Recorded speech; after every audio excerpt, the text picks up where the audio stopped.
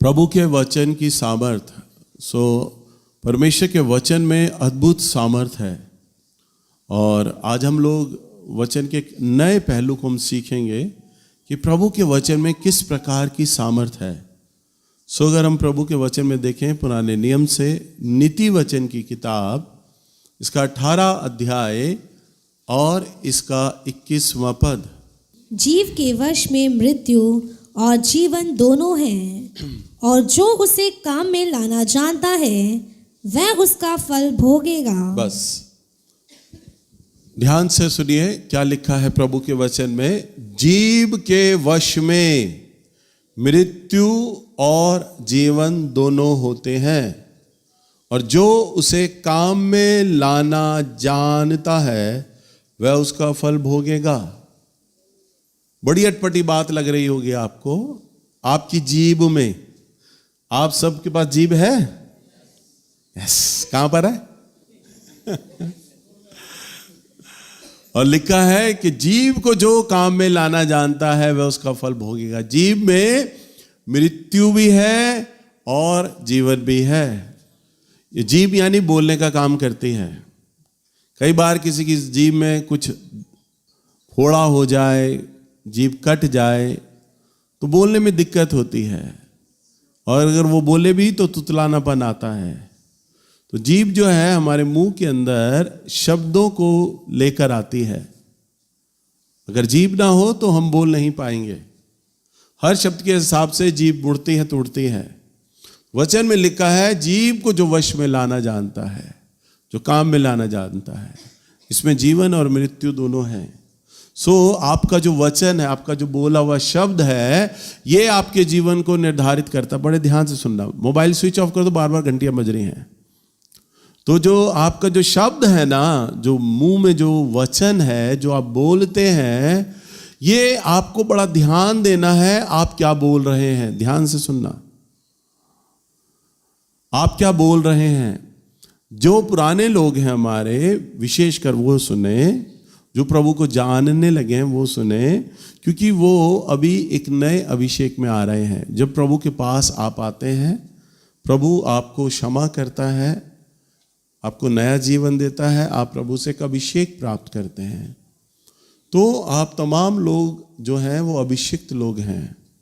और जो पहली बार आया है, जो अन्य जाति है, जो अभी प्रभु को नहीं जानता, उसके पास भी जो जीभ है, जो वचन है, वो भी प्रभाव डालता है अन्य जाति व्यक्ति का। परंतु जो अभिषिक्त है उसके वचन में बहुत सामर्थ होती है। हम अज्ञानता में कुछ भी बोल जाते हैं, परंतु जैसे जैसे आप प्रभु की नज़दीकी में आते हैं, जैसे जैसे आप प्रभु के निकट आते हैं, आपका अभिषेक में गाढ़ापन आता जाता है। जैसे जैसे अभिषेक में गाढ़ापन आता जाता है प्रभु के, वैसे वैसे आपका जो शब्द है उसमें सामर्थ आने लग जाती है। और वो सामर्थ दो प्रकार की रहती है, जीवन और मृत्यु दोनों की। अगर हम प्रभु के वचन में देखें, एक बड़ा अच्छा उदाहरण है। हम देखेंगे उत्पत्ति अध्याय 1 और पद 1। आदि में परमेश्वर ने आकाश और पृथ्वी की सृष्टि की।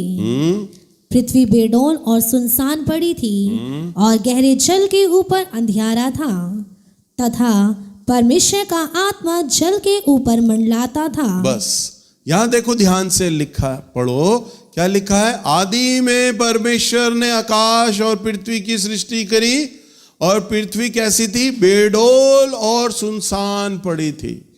क्या थी पृथ्वी? पृथ्वी बेडौल थी। बेडौल का मतलब कोई उसका आकार नहीं था, ना वो गोल थी, ना चकोर थी, ना चौरस थी, ऊबड़ खाबड़। जैसे आप चट्टान को देखते हैं ना, ऊबड़ खाबड़ होती है। तो लिखा है पृथ्वी बेडौल थी और सुनसान थी, कोई हलचल नहीं थी पृथ्वी पे, कोई आवाज नहीं थी। अब तो आप घर से बाहर निकलो, आपको दुनिया भर की आवाजें सुनाई देती रहती हैं, है ना। जंगल में चले जाओ तो चिड़ियों की चहचहाने की, जानवरों की बोलने की आवाजें आती हैं, हवा के चलने की आवाज आती है। आप ऐसी जगह जा ही नहीं सकते जहां पर आवाज किसी तरह की ना हो। आवाज तो सुनाई देगी। तो तब आवाज नहीं थी, सुनसान थी, क्योंकि कुछ भी नहीं था वहां पर पृथ्वी पर। लिखा है गहरा जल के ऊपर अंधियारा था, जल में डूबी हुई थी पृथ्वी पूरा, और अंधियारा था, गुप अंधेरा, और प्रभु का आत्मा उस पर मंडलाता था। यानी जिस प्रकार से मुर्गी अपने अंडों को सेकती है 21 दिन, और 21 दिन बाद बच्चे होते हैं, ऐसे ही प्रभु का आत्मा पृथ्वी को देख रहा था, निहार रहा था। क्या कर रहा था? निहार रहा था। कैसी पृथ्वी को? जो बेडोल थी और सुनसान थी। और लिखा है तब परमेश्वर ने कहा, तीसरे पद में, जब परमेश्वर ने कहा उजियाला हो, तो उजियाला हो गया। बस वचन में क्या लिखा है? तब परमेश्वर ने कहा उजियाला हो, और उजियाला हो गया। देखो पृथ्वी कैसी थी? बेडोल और सुनसान और बिल्कुल अंधियारा, तीन चीजें। पृथ्वी की आप कल्पना करो कैसे रही होगी। कभी आप अपने मन में आंख बंद करके कल्पना करो, जैसा बाइबल में लिखा है पृथ्वी कैसी रही होगी। रॉकेट से ऊपर जब जाते हैं, जब कई बार हम टीवी में देखते हैं, जब एस्ट्रोनॉट जब लेकर जाते हैं रॉकेट के थ्रू अंतरिक्ष पे जाते हैं, चांद पे जाते हैं, तो पृथ्वी को जब वो छोड़ते हैं ना, तो क्रिस्टल क्लियर बॉल की तरह नीले रंग की जगमगाती गेंद दिखाई देती है। बड़े बड़े वैज्ञानिक बोलते हैं पृथ्वी बड़ी सुंदर दिखाई देती है, एक बॉल, चिंगारी निकल रही है, रोशनियां निकल रही हैं, गोल, बिल्कुल ब्लू कलर का गोल पूरा। हमारे प्रभु ने बेडोल पृथ्वी को गोल कर दिया, सुंदर बना दिया। हालेलुया। और लिखा है अंधियारा था, बेडोल थी, सुनसान थी, और प्रभु का आत्मा मंडलाता था। यानी उसमें जीवन नहीं था, कोई रोशनी नहीं थी। आप जब बोलते हैं आपकी परिस्थितियों में कैसा होता है, आपकी बीमारियां होती हैं, कैसा होता है, तब प्रभु का आप देखो, प्रभु ने अंधियारे में देखा और कहा उजियाला हो। और आगे क्या लिखा है चौथे पद में? और परमेश्वर ने उजियाले को देखा कि अच्छा है, और परमेश्वर ने उजियाले को अंधियारे से अलग किया। लिखा है क्या?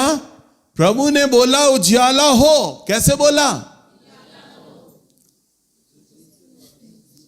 अपने वचन से। अपने वचन में क्या लिखा है? जो जीव को काम में लाना जानता है, क्योंकि जीवन और मृत्यु दोनों हैं, जिसको काम में लाना जानता है। हमारा प्रभु अपनी जीव को, अपने वचन को काम में लाना जानता है। मुझे क्या बोलना है? जब आप अपनी जीव से, अपने शब्दों से जब आप अंगीकार करते हैं, तो रचनात्मक होता है, कुछ बदलता है। ध्यान से सुनना, कुछ बदल जाता है। तब प्रभु ने बोला उजियाला हो, और पृथ्वी पर उजियाला हो गया। और क्या लिखा है? परमेश्वर ने उजियाला देखा और कहा अच्छा है। प्रभु ने, इसका मतलब उजियाला नहीं देखा था पृथ्वी पर, परंतु प्रभु ने एक उजियाले की कल्पना करी। मेरा आदम, मेरा हव्वा कैसे रहेगा यहां अंधियारे में?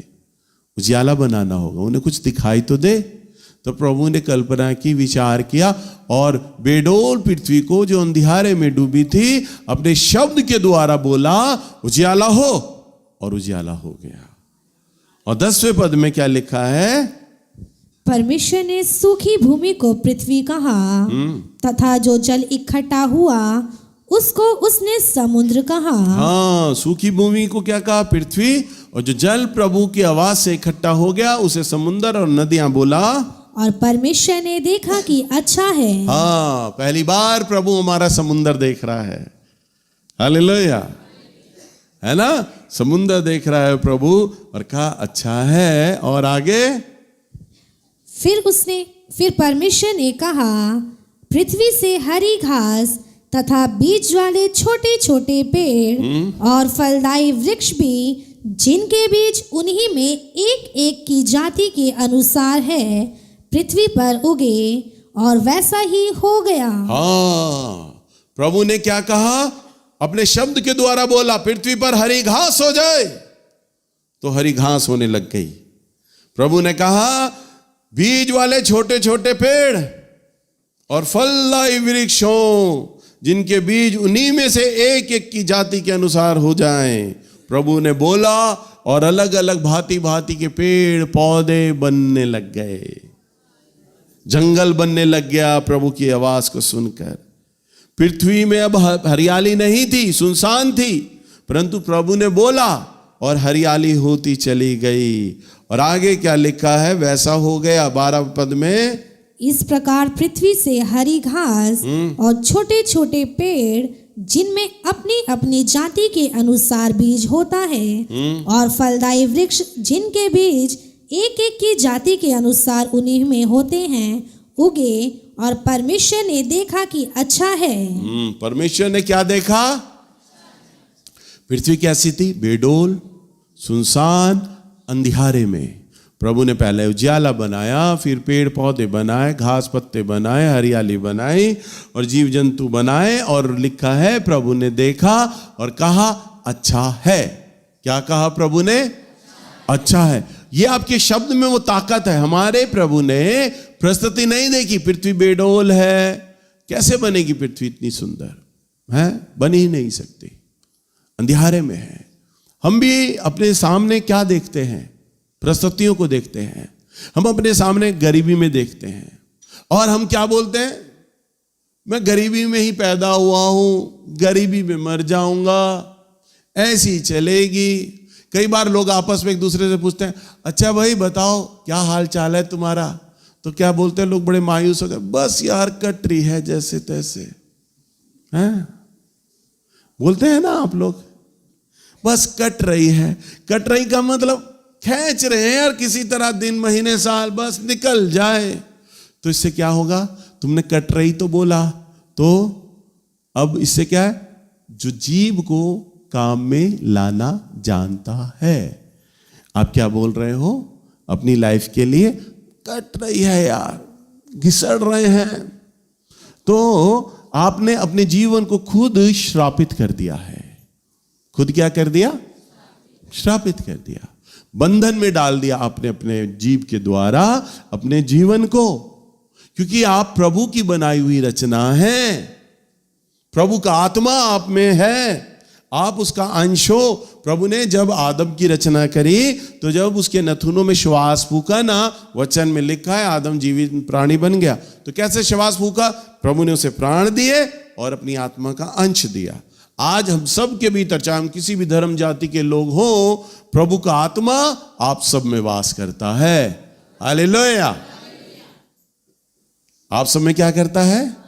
वास करता है प्रभु का आत्मा। और जब प्रभु का आत्मा आप में वास करता है, आप में भी तो वही ताकत है जो प्रभु में है। प्रभु ने कहा अंधियारा हो, उजियाला हो, उजियाला हो गया। प्रभु ने कहा पेड़ पौधे बन जा, बन गए। तो जो चीज प्रभु के शब्द के द्वारा बनता है, वही चीज आपके शब्द के द्वारा भी हो सकता है। हालेलुया।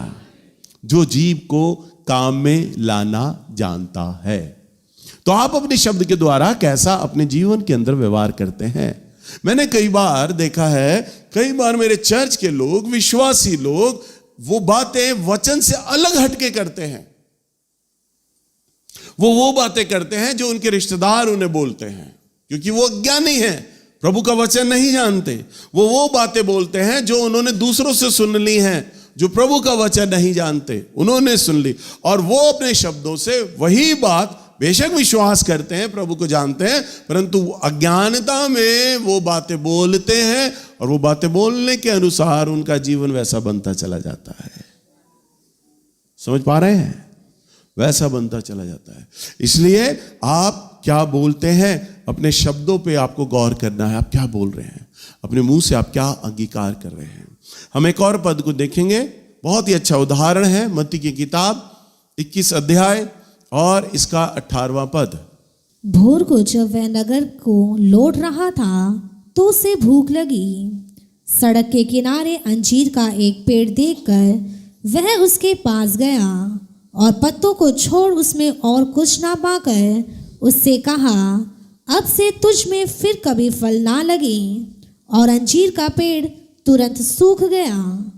यह देखकर चेलों को अचंभा हुआ और उन्होंने कहा, यह अंजीर का पेड़ तुरंत कैसे सूख गया? बस देखो कितना अच्छा उदाहरण है। भोर का समय था, प्रभु यीशु मसीह को भूख लगी और भूख लगने के चलते प्रभु बाहर आए। प्रभु के चेले भी थे। प्रभु ने अंजीर के पेड़ को देखा, देखूं इसमें अंजीर है या नहीं है। चारों तरफ प्रभु ने घूम घूम कर देखा। अपने चेलों को भी कहा, भाई तुम्हें कोई अंजीर दिखाई दे रहा है? चेले भी बड़ी गौर से देखने लग गए। चारों तरफ से पेड़ को झांका ताका, नहीं दिखा। तब उन्होंने कहा, नहीं गुरु, हमें कोई अंजीर नहीं दिखाई दे रहा। पेड़ पूरा खाली पड़ा है, इसमें फल है ही नहीं। तब वचन में लिखा है, प्रभु यीशु मसीह ने कहा, ऐ अंजीर के पेड़ सूख जा। क्या बोला? अब प्रभु को दुश्मनी नहीं थी पेड़ से, परंतु कई बार प्रभु अपने चेलों को अपने जीवन से चलते फिरते काम करते वक्त उदाहरण दिया करते थे। क्योंकि प्रभु के जो चेले थे ना, वो प्रभु उन्हें सिखाना चाहते थे। एक बार प्रभु नाव में जा रहे, प्रभु वचन में लिखा है प्रभु सो गए नाव में, और तेज तूफान, तेज बारिश, 12 शागिर्द आपस में चिल्ला रहे हैं। उन 12 शागिर्दों में 9-10 लोग तो मछुआरे हैं जन्म के, समुद्र के तल को जानते हैं, फिर भी वो घबरा गए, डर गए, क्योंकि तूफान बड़ा भारी था। 12 लोग नाव में चिल्ला रहे हैं। वचन में लिखा है प्रभु यीशु मसीह सो रहा है।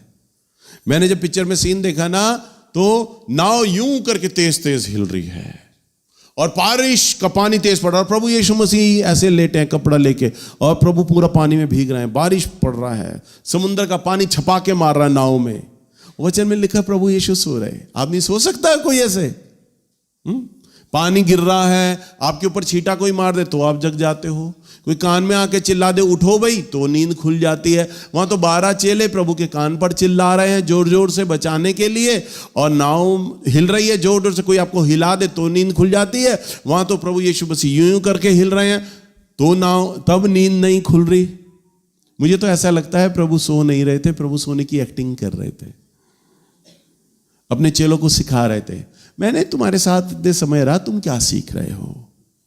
सब कश्ती को बचाने में लगे, जब जान ना बचाने आए तो चिल्लाने लगे, रब्बी रब्बी उठ उठ उठ, तू क्यों सो रहा है? देख हम नाश हो रहे हैं, मर जाएंगे।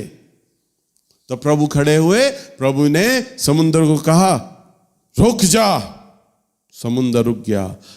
आसमान को देखा, बारिश को, और कहा थम जा, और बारिश तुरंत थम गई। सब कुछ शांत हो गया। चेले प्रभु की ओर ताकने लगे, ये कैसा आदमी है? समुंदर भी इसकी आवाज मानता है और बारिश भी इसकी आवाज मान लेती है, ये कैसा है? प्रभु यही तो सिखा रहे थे, तुम्हारे जीव में जीवन और मृत्यु दोनों हैं, तुम्हारे शब्दों में ताकत है। उसके बाद भी अल्लड़ पतरस सीखा ही नहीं। अंजीर का पेड़ का दृष्टांत दिया प्रभु ने, बोला सूख जा, सूखा ही नहीं, सुखा दिया प्रभु ने, वो भी नहीं सीखा। प्रभु को गिरफ्तार करने के लिए जब रोमी सैनिक आते हैं, तब पतरस गुस्से में आ जाता है और कहता है, प्रभु अभी इन्हें स्वर्ग से आग गिरा के जला दूं इन सबको? तू कहे तो अभी स्वर्ग से आग गिरा दूं? बोलूंगा स्वर्ग से आग गिरे और ये मर जाएं, जल जाएं, मर जाएंगे। प्रभु यीशु मसीह ने डांटा, शांत हो जा, क्या तुम नहीं जानते कि तुम किस आत्मा के बने हो? तुम्हारे ऊपर अभिषेक है, तू बोल देगा तो आग उतर जाएगी इस पर। प्रभु यीशु मसीह बोलते हैं, मैं चाहूं तो इसी समय 12 पलटनों की सेना बुला सकता हूं स्वर्गदूतों की, परंतु नहीं, एक अभिषिक्त जो बोल देगा वो हो जाएगा। आपके ऊपर भी अभिषेक है, किसी में कम किसी में ज्यादा, मेरे ऊपर आपसे ज्यादा अभिषेक है। हां, प्रभु यीशु मसीह के समान अभिषेक नहीं है, वो तो अभिषेक का सोता है। वचन में लिखा है, उसने पेड़ के पास आया और कहा तू सूख जा, और पेड़ ने कहा माना, और तुरंत तुरंत तुरंत लिखा है सूख गया। हालेलुया।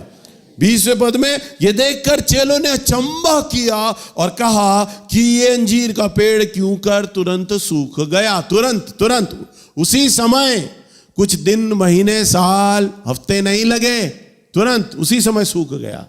अबे परमेश्वर बोल रहा है पेड़ को, वो परमेश्वर, वो प्रभु यीशु मसीह जिसने बेडोल पृथ्वी को कहा था उजियाला हो, और उजियाला हो गया। हालेलुया।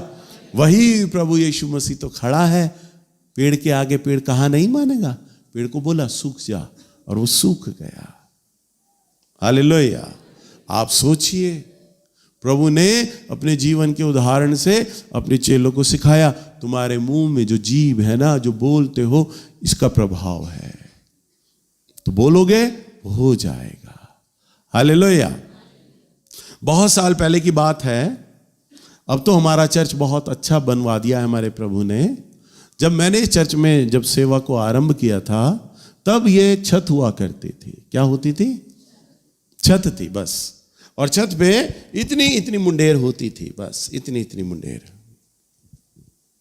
और छत के चारों, मेरे पास पैसा नहीं था तब मैंने एक पिलर बनवा दिए थे, इतने इतने चौड़े चौड़े पिलर बनवा दिए थे, और इसके ऊपर पिलर, यूं करके पिलर जा रहा है, यूं करके सीमेंट के पिलर बनवा रखे थे, यूं फ्रेम सब बनवा रखा था। दीवारें भी नहीं थी तब तिरपाल बांधा करते थे। हमारे लड़के आते थे 2-4, वो सुबह 6 बजे चढ़ते थे पिलर पर, दीवारों पर, और तिरपाल को बांधते थे, खूंटों से बांधते थे, ताकि जो चर्च जब लगेगा दोपहर तक धूप बारिश लोगों पर ना आए, तिरपाल बंधता था।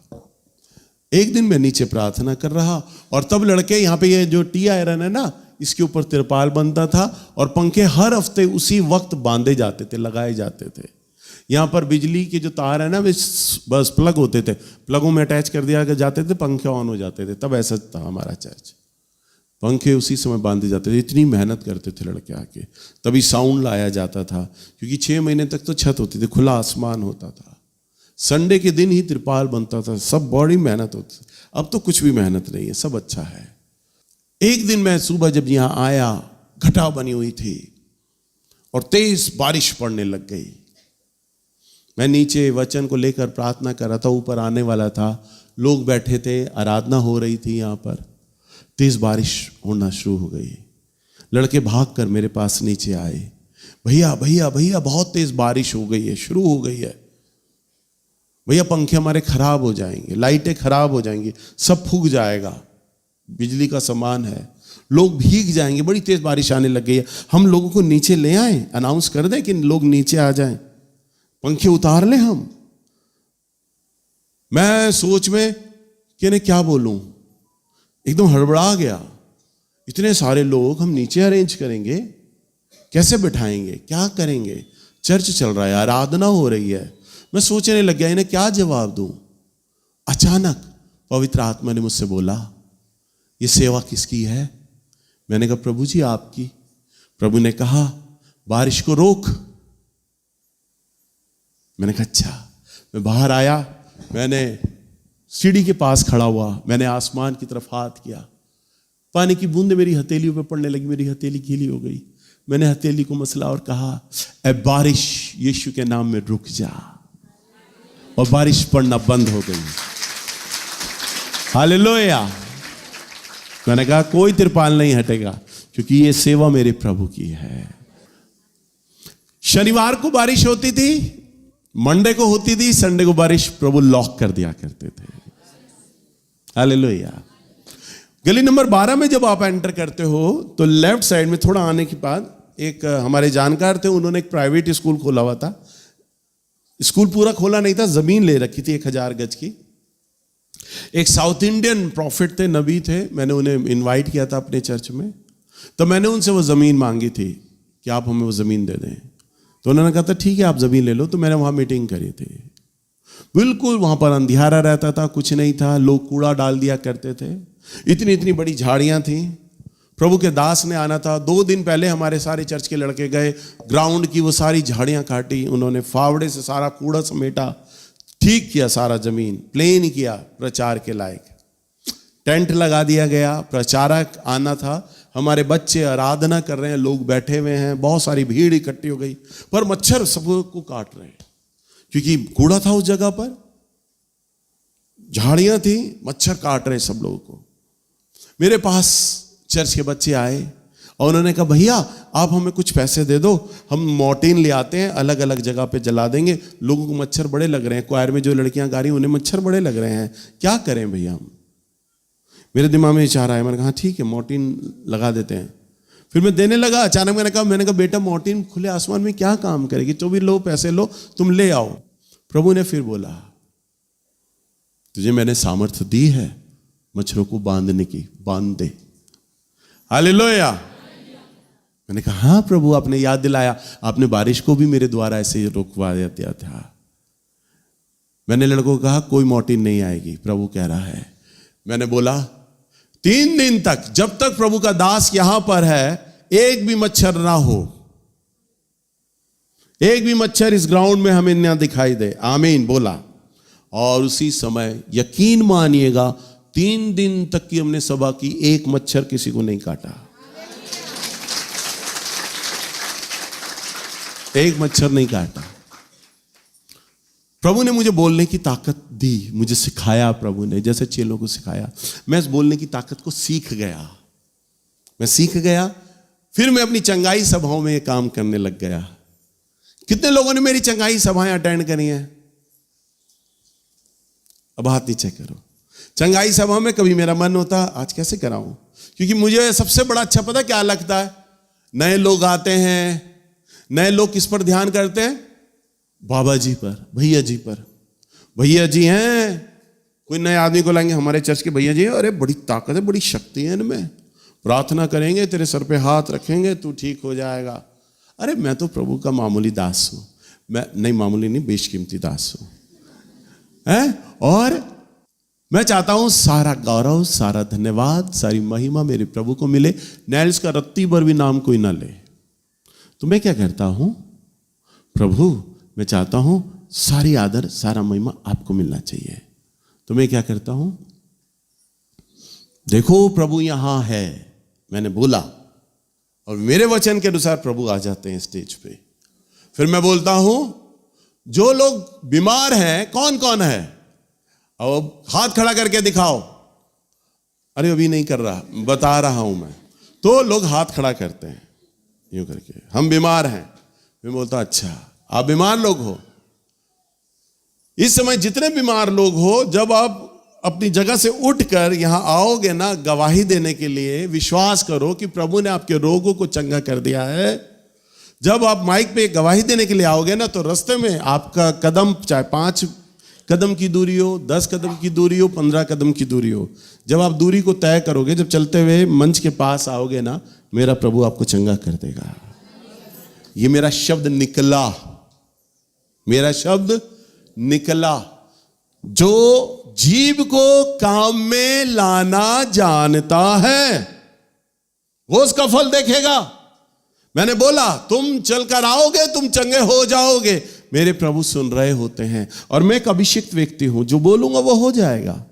वो आदमी चलता हुआ आता है, और जैसे ही चलता हुआ आता है वो ठीक होने लग जाता है। अरे भैया यही तो बोल रहे थे कि मेरा रोग चला जाएगा, और जब वो आता है तो चंगा हो जाता है माइक तक आते आते, और वो गवाही देता है। हालेलुया। वो क्या देता है? गवाही देता है। फिर मैं कहता हूं जितने लोग बीमार हैं चलो नारे लगाओ। अब नारे लगाए जाते हैं, 3-4 नारे लगवाए और कहा जब नारे लगाओगे प्रभु के नाम में तुम चंगे हो जाओगे। और जैसे ही नारे लगाते हैं लोग चंगे हो जाते हैं, बड़ी गवाहियां हो जाती हैं, अरे हम चंगे हो गए, चंगे हो गए। कैसे? जो जीव को काम में लाना जानता है। हालेलुया। मैं जानता हूं मेरे प्रभु ने इतने साल मुझसे प्रैक्टिस कराई। मुझे प्रार्थना करना बिल्कुल अच्छा नहीं लगता, मैं जानता हूं। मेरे प्रभु ने, अगर नए नियम में आप पढ़ो, जितने भी लोग आए प्रभु के पास, प्रभु मैं देखना चाहता हूं। प्रभु ने उसके सर पे हाथ रखा, हे प्रभु दया कर, परमेश्वर इस पर अनुग्रह कर, ये तेरा बेटा है। प्रभु जी सारा जीवन ये देख नहीं पाता, मैं चाहता हूं आज ये देखने लगे। प्रभु यीशु ने प्रार्थना किया, प्रभु ने बोला देखने लग, वो देखने लगा। हालेलुया। गूंगा आया इशारे से, प्रभु बोलता नहीं, उसका रिश्तेदार लाया, हे रब्बी ये जन्म का गूंगा, बोलना ही नहीं जानता। प्रभु ने कहा बोलने लग, वो बोलने लग गया। कहीं नहीं लिखा प्रभु ने प्रार्थना किया, बोला। क्या किया?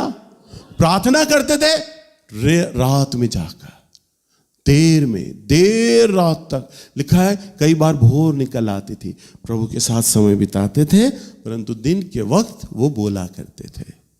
हालेलुया। बोलने का समय नहीं होता था। जीवन और मृत्यु दोनों दिया है, आप जो बोलोगे वो हो जाएगा। कई बार बाप मां अपने बच्चे को लाते हैं, भैया इस बच्चे के लिए प्रार्थना करो। 6 साल का बच्चा है, भैया बहुत शरारती है, नाक में दम कर रखा है, बहुत शैतानी करता है, प्रार्थना करो। उछलता रहता सारा दिन। मैंने कहा ये 7 साल में नहीं उछलेगा तो क्या 70 साल में उछलेगा? क्यों मेरे से प्रार्थना करा के उसका उछलना बंद करा रहे हो? हैं? अरे वो अभी नहीं छेड़ेगा, अभी नहीं लड़ेगा, अभी बर्तन नहीं गिराएगा, अभी सामान नहीं गिराएगा, कब गिराएगा? मैं भी बहुत शरारती था। हमारे ताऊ में बैठे, वो बता देंगे, बहुत गवाहियां हैं, बहुत शरारती था। अब तो मेरे दिमाग में मजाक सूझता, पहले बहुत शरारती सूझती थी। कोई नहीं कह सकता तो मैं पादरी बनूंगा, प्रचारक बनूंगा। प्रभु ने ला दिया गंभीर। अभी मेरे कल बेटे की बात हो रही थी, मेरे बीच वाले बेटे की, वो भी 24 घंटे मजाक करता रहता है। तो ताऊ बोल रहे थे बिल्कुल तेरा बेटा जेरोक्स कॉपी है नीलू, तेरा बनाया तेरी तरह। मैंने कहा आने वाले दिनों में ताऊ ये भी गंभीर हो जाएगा। प्रभु ने इसके लिए प्रेरित की बुलाहट रखी, ये भी मेरा चर्च संभालेगा, सीरियस हो जाएगा ये। हालेलुया। कई माँ बाप लाते हैं बच्चे को, भैया प्रार्थना करो, इसके अकल में गोबर पड़ा है। ट्यूशन लगा रखी है हमने, अच्छे स्कूल की फीस देते हैं, पढ़ता ही नहीं है, बड़ा मारते हैं, गोबर है इसकी दिमाग में। क्या है? बोलो क्या है? जो अपनी जीभ को काम में लाना जानता है वो उसका फल भोगेगा, वो उसका फल भोगेगा। तो आप क्या बोल रहे हो अपनी जीभ से? बताओ क्या बोल रहे हो अपने बच्चे के लिए? पक्का शैतान है भैया, शैतान नहीं है पक्का। शैतान तो बोलो ही मत। शैतान को जानते हो ना, लूसीफर। फिर वो बड़ा होगा ना, जब सरकारी स्कूल में पढ़ेगा ना, तो 12:30 नहीं जाएगा, 12 बजे पहुंच जाएगा, क्योंकि लड़कियां निकलेंगी ना बाहर। आंखें सीखेगा वो, स्कूल जाने की जल्दी नहीं। माँ बाप कहेंगे हमारा बच्चा पढ़ने में कितना अच्छा है, आधा घंटा पहले जानता है, ये नहीं आंखें सेकने जा रहा है। शैतान बोलोगे तो शैतान वाली हरकतें आ जाएंगी उसमें। हालेलुया। तुम अपने जीव से जो बोलोगे, मेरे बच्चे के दिमाग में गोबर है, तो वो हो जाएगा। प्रभु तो आमीन बोलते हैं हर चीज पे, आमीन। आमीन का मतलब तथास्तु ऐसा ही हो जाए। आप अभिषिक्त लोग हो। प्रभु ने पतरस को डांटा, शांत हो जा, तुझे पता नहीं तू किस आत्मा का बना हुआ है। हमारे पूर्वज ऋषि मुनि विद्वान लोग प्रभु को इतना नहीं जानते थे, परंतु वो कुछ बातें प्रभु को जानते थे। तो उन्होंने पैर छूने की रस्म बोली, भाई पैर छुआ करो। क्यों छुआ करो? बड़े बुद्धिजीवी लोग हुआ करते थे पुराने जमाने में लोग, हर पीछे एक लॉजिक होता था उसका। आशीर्वाद मिलेगा, बुजुर्गों को छुओ पैर, माँ बाप के छुओ, गुरुओं के पैर छुओ। तो क्यों? अब अगर भाई कोई मेरे पैर पड़ लेगा अचानक, मैं नीचे उतरूं, मेरे चर्च का कोई लड़का लड़की मेरे पैर को पकड़ ले, तो अचानक मेरे मुंह से उसके लिए अच्छा ही निकलेगा, ऑटोमेटिकली अच्छा निकलेगा। अरे अरे बेटा क्या कर रहा है ना मेरा बच्चा क्या कर रहा है, पैर क्यों छू रहा है? प्रभु तुझे आशीष दे, आशीष दे। निकल जाएगा मेरे मुंह से, अचानक निकलेगा। ऑटोमेटिकल निकलेगा वो। वैसे मैं सामने से जाऊंगा तो वो लड़का लड़की मेरे सामने खड़े, मैं उनके लिए अच्छा नहीं बोलूंगा, परंतु वो पैर अगर मेरे पड़ गया तो मेरे मुंह से ना चाहते हुए भी अच्छा निकल जाएगा। हालेलुया। तो बुजुर्ग लोगों ने पैर छुआने की रस्म इसलिए रखी। अब तो सास को अच्छा लगता है, गिट्टे से लेके घुटने तक पैर दबाती ऊपर नीचे। बहुएं पैर छूती हूं, अब बहू चली जाती है, फिर पड़ोसन को कहती है, बुढ़िया ये तो तू थी, तू बैठी थी तभी आई है, नहीं तो ये क्रम चली, मेरे पैर को हाथ ना लगाए। हालेलुया। वास्तविक है ना, बेचारी बहू जानती है पैर छूने का मतलब, ना सास जानती है पैर छूने का मतलब, ना सास आशीर्वाद देती है, ना कुछ बोलती है, क्योंकि वो वैसे ही गुस्से और कड़वाहट से भरी पड़ी है सास बहू को लेकर। और बहू भी इसलिए दबा रही है, नहीं दबाऊंगी बुढ़िया के पैर तो सुनाएगी सब में। हालेलुया। वास्तविक है ये। परंतु हमारे पूर्वजों ने इसलिए सिखाया था कि बेटा हमारे शब्दों में है ना वो ताकत है, निकलता है मुंह से अच्छा कुछ ना कुछ। गुरुओं के पैर छुएगा तो अच्छा आशीष निकलेगा, बुजुर्गों की सेवा करोगे, बुजुर्गों के पैर पकड़ोगे तो अच्छा निकलेगा। और जो बुजुर्गों का कहावत तुम्हारे मुंह पे अच्छा आ गया ना तो अच्छा हो जाएगा। अरे अभिषिक्तों से डरो, उनके मुंह में है वो ताकत। हालेलुया।